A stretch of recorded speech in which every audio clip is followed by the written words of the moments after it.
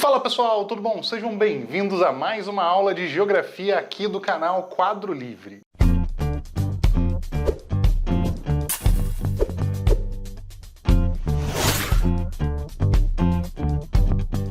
Então, na aula de hoje nós vamos continuar falando de alguns lugares ali do Oriente Médio e hoje, mais especificamente, nós vamos falar da questão do Irã.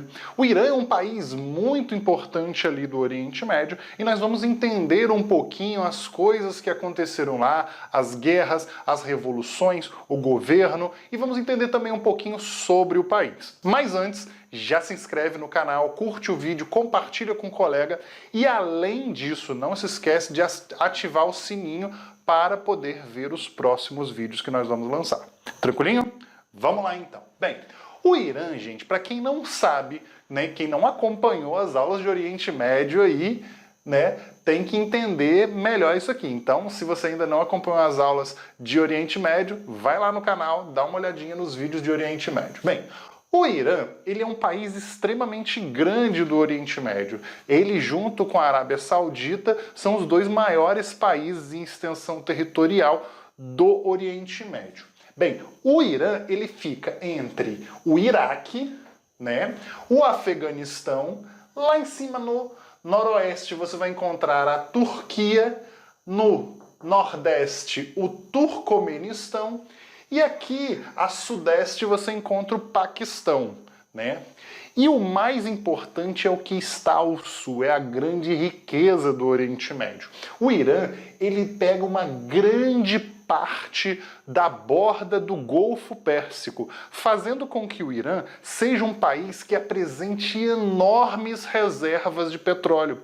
Ele só não tem menos reservas de petróleo do que a própria Arábia Saudita, que é o maior produtor ali do Oriente Médio. Tudo bem? Então, vamos entender um pouquinho daquela região. Bem, primeira coisa que é interessante falar. O Irã, a população do Irã é uma população, é um país, né, de origem persa. Ele não é de origem árabe. A etnia de lá é a etnia persa, tudo bem? Obviamente ainda mantendo a religião islâmica, grande número de muçulmanos, certo? Maioria xiita, que é uma curiosidade. Por quê? Porque a maioria é xiita, que no Oriente Médio, em geral, a maioria não é xiita, a maioria no Oriente Médio, em geral, é sunita, tudo bem? Então existe um pouco essa variação.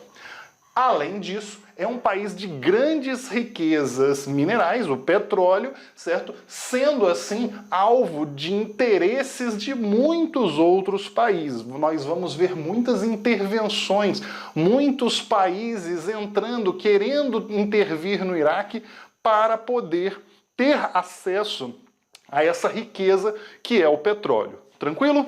Bem, vamos continuar então. Nossa história vai começar aqui no final da Segunda Guerra Mundial, quando dá início à conhecida Velha Ordem Mundial, né, que vai ter como grande disputa aquela disputa entre Estados Unidos e União Soviética, entre capitalismo e socialismo, muito intensa no mundo. O Irã, como uma grande nação que possui uma grande reserva de petróleo, obviamente que era do interesse tanto de um quanto de outro. Então, na realidade, o Irã meio que estabelecia comércio de petróleo tanto com os soviéticos quanto com os americanos. E isso era algo muito bom para eles, porque gerava comércio, gerava dinheiro ali. O grande problema foi o quê? Né? Essas questões políticas eram complicadas. E no ano de 1951, o governo iraniano ele vai nacionalizar uma empresa britânica que explorava petróleo lá na região do Irã. Ou seja, ele vai pegar uma empresa, né, privada que estava explorando petróleo e vai falar, ó, agora ela vai ser nacionalizada. E nacionalizou essa empresa. Porém, isso não foi do agrado britânico, obviamente, que apoiado pelos Estados Unidos, fizeram uma intervenção no Irã. Os Estados Unidos ele vai gerar uma intervenção no Irã. E, obviamente, vai promover um golpe.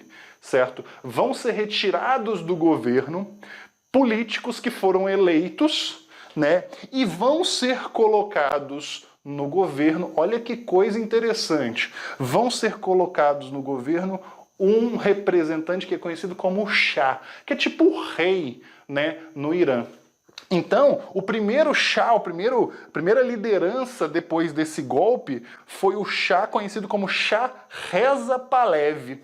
E olha que interessante, ele vai perseguir os políticos anteriores, ele vai mandar matar muitos políticos opositores. Então, na realidade, você vai reparar que os Estados Unidos, olha, grande democracia do mundo, está apoiando um governo extremamente autoritário, certo? Por que que ele está apoiando? Obviamente, o grande interesse e a grande necessidade dos Estados Unidos em relação às reservas de petróleo do Irã eram muito grandes. Então eles tinham reais objetivos de facilitar, vamos dizer assim. Era melhor você ter um governo autoritário, né, que não tivesse tantos problemas, né, que não te gerasse problemas para explorar, do que você ter uma liderança religiosa ou você ter um governo democrático que mudasse de opinião muitas vezes. Então isso acabava sendo difícil de se estabelecer, né, um domínio sobre a religião. Então o Shah Reza Pahlavi, ele vai ser o primeiro, né, governante apoiado pelos Estados Unidos e vai continuar ali. Vai aumentar muito a exploração do petróleo no Irã por parte, principalmente, de nações capitalistas, certo? E isso, infelizmente, vai gerar uma grande diferença social. Vai começar a aumentar muito as desigualdades sociais.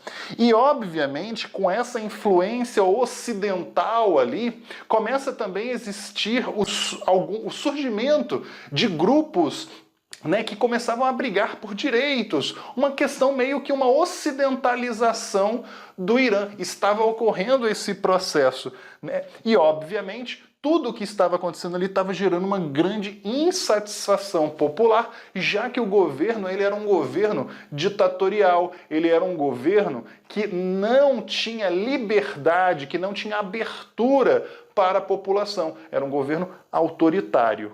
Tranquilo até aqui? Bem, essa situação até aqui na década de 70, ela vai ser bem, digamos, conduzida, mesmo diante do autoritarismo do governo, vai ser bem conduzida, né, com apoio norte-americano e tal. Mas aí vem talvez o principal evento, né, que ocorre no Irã, que é a conhecida Revolução Iraniana.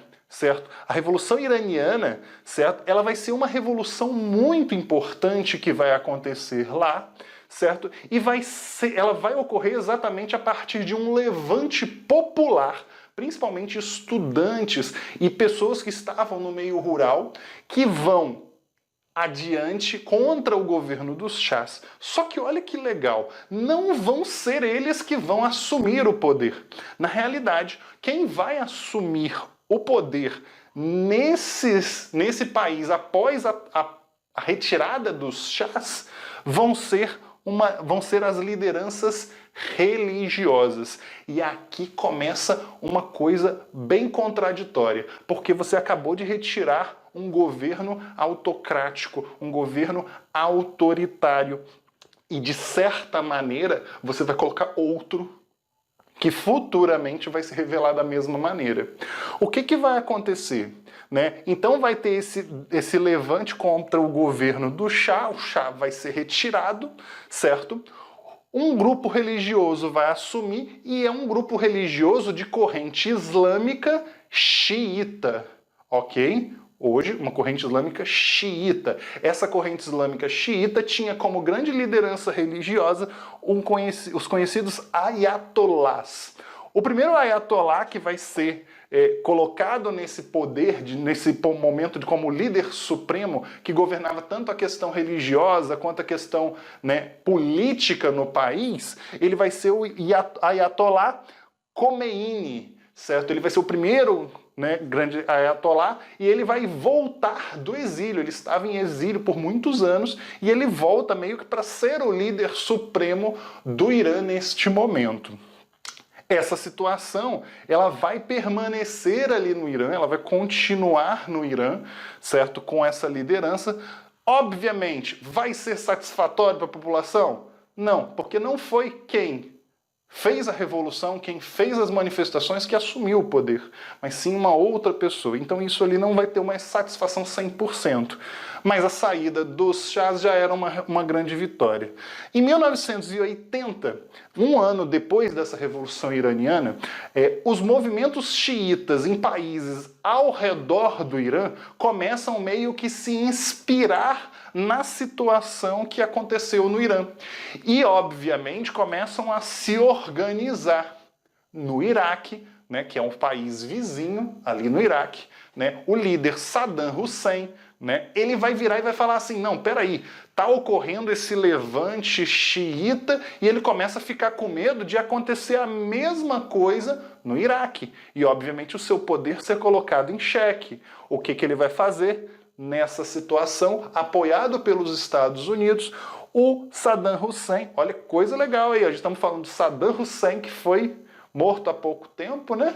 Ele vai ser apoiado pelos Estados Unidos, mas o Saddam Hussein, na época ali próxima a 2003, ele era o grande inimigo dos Estados Unidos, então as histórias sempre têm suas reviravoltas, né? Então, o Iraque, ele vai invadir o Irã. E ele acreditava que ia ser uma coisa rápida, mas durou, né, 9 anos. Até 1989, essa guerra perpetuou aí com muitas baixas, tanto de um lado quanto do outro. Tudo bem?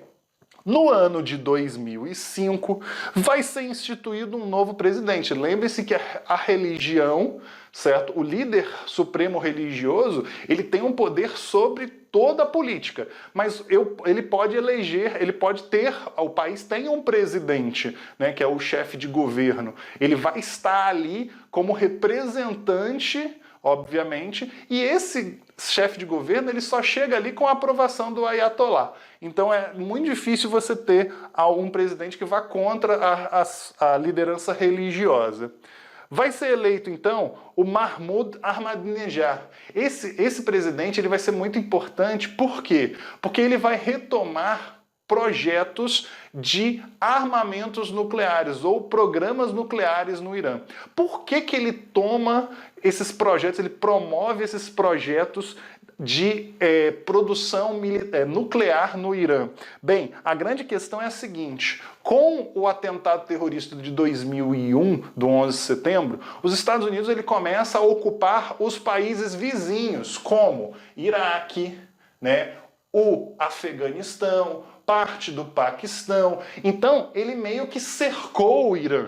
Então, os Estados Unidos ele estava ali ao redor, ele só não estava dentro do Irã, certo? Mas ao redor estava. Então, meio que criou-se um medo, né? Aquela tensão. Pô, será que os Estados Unidos vai invadir aqui em algum momento? Então, ele começa a ter criar e desenvolver esse programa nuclear como uma forma de defesa, como uma forma de fazer dar uma resposta diante dessa ocupação norte-americana ao redor ou em países ao redor do Irã, certo?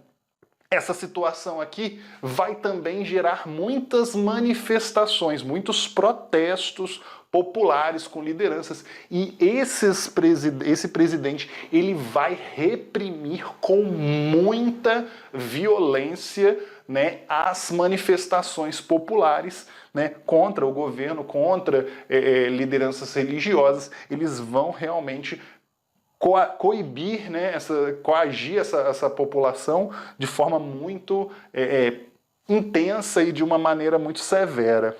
Porém, em 2013, o Hassan Rouhani, né, ele vai ser o novo presidente. E ele já vai ser um presidente mais moderado, ele não vai ser um presidente tão radical ou tradicional como era o caso do Mahmoud Ahmadinejad. Esses nomes são difíceis de falar, né? Enfim, e aí, nesse momento, os Estados Unidos, com uma liderança muito importante, que é a do Barack Obama, junto com os principais países membros do Conselho de Segurança da ONU, né, os principais países, vão firmar um acordo nuclear com o Irã. Certo? E esse acordo vai ser muito importante para a época, vai ser firmado no ano de 2015, já no governo de Hassan Rouhani, ok? E aí esse acordo vai ser muito interessante, porém, com a entrada do Donald Trump, o Donald Trump ele é contra esse acordo. E fala que foi o acordo mais absurdo que os Estados Unidos assinou nos últimos tempos. Então ele não é muito a favor dessa situação, se colocando totalmente contra esse acordo firmado. No ano de 2018, né, vai existir mais um grande levante popular contra o governo no Irã.